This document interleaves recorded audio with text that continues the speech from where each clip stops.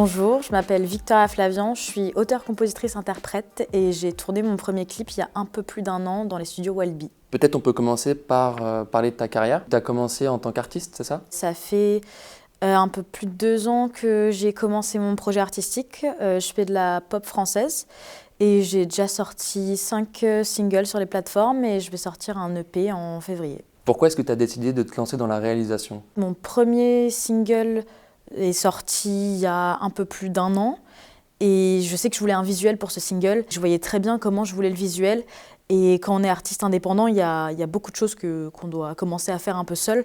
Donc du coup, très naturellement, j'ai écrit le scénario de ce clip et après j'ai demandé à un ami de m'aider. C'est lui qui a été chef opérateur sur le clip. Et en fait, on a un peu tout fait ensemble. Et est-ce que à l'avenir, tu aimerais approfondir ce rôle de réalisatrice? C'est quelque chose qui m'intéresse beaucoup, la réalisation.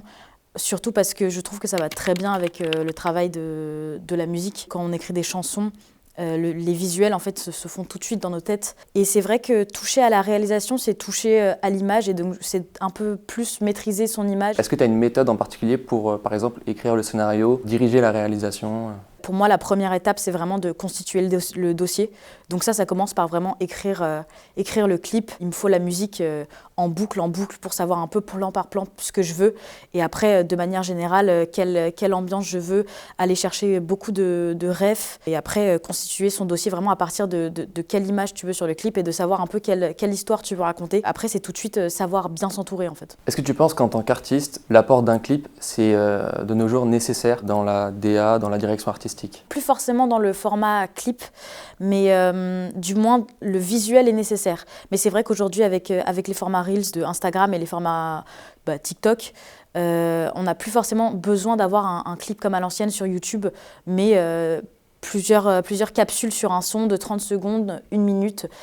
Ça pour moi c'est nécessaire en fait, toujours avoir un visuel qui sort avec un morceau. Qu'est-ce que tu as voulu dire à travers ce clip et cette musique? En fait la musique parle vraiment d'un fantasme. Tu vois quelqu'un qui t'attire et en fait tu te fais complètement une histoire dans ta tête et c'est vraiment ce que je voulais retranscrire à l'image sous ce format de fausse live session. J'ai 2 danseuses sur le clip qui sont 2 de mes amies. Je voulais pas qu'on s'imagine que c'était sur une femme en particulier, mais plus sur le crush en général, le fantasme en général. Est-ce qu'il y a un sens derrière le choix des couleurs? Il y avait un peu le côté clean sensuel du violet et le côté explosif et dark du jaune qui se sont super bien complétés finalement. Et comment ça s'est passé pour entrer en contact avec le chef opérateur? Quand j'ai écrit le clip, j'ai un peu tout de suite pensé à mon équipe et le chef opérateur, c'est un de mes amis que je connais depuis le lycée qui lui est donc du coup chef opérateur dans la vie et qui a fait déjà beaucoup de tournages et notamment il avait déjà fait un tournage ici et c'est la première personne à qui j'ai parlé du projet et du clip, donc du coup c'est avec lui que j'ai tout constitué. Est-ce que tu penses que c'est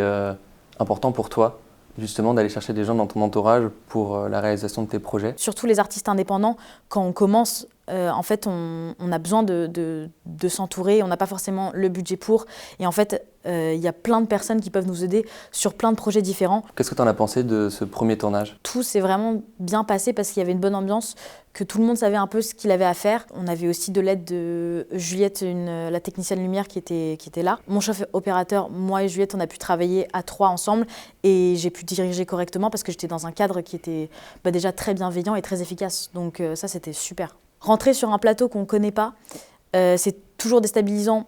Et c'est vrai que là, avoir quelqu'un qui connaissait très bien le studio, parce que moi j'avais plusieurs casquettes, et le fait que justement, tous les aspects que je ne connaissais pas, notamment tout l'aspect technique et l'aspect lumière, que ça se soit géré, c'était vraiment génial. Est-ce qu'en découvrant la réalisation, tu t'es retrouvé face à des obstacles en particulier? Tout l'aspect de l'organisation, gérer le budget, gérer le timing, le lieu de tournage, ça c'est pas un obstacle, mais c'est quelque chose qu'il faut vraiment prendre en compte. Et d'ailleurs, du coup, j'aimerais bien remercier toute l'équipe qui était sur le clip, Zélie, Ina, Augustin Tarou qui était mon chef opérateur, et mes musiciennes qui étaient Chloé Antoniotti, Marie-Lou et Paulina. Merci beaucoup pour cette interview. Merci, merci à vous pour l'opportunité, c'est très cool.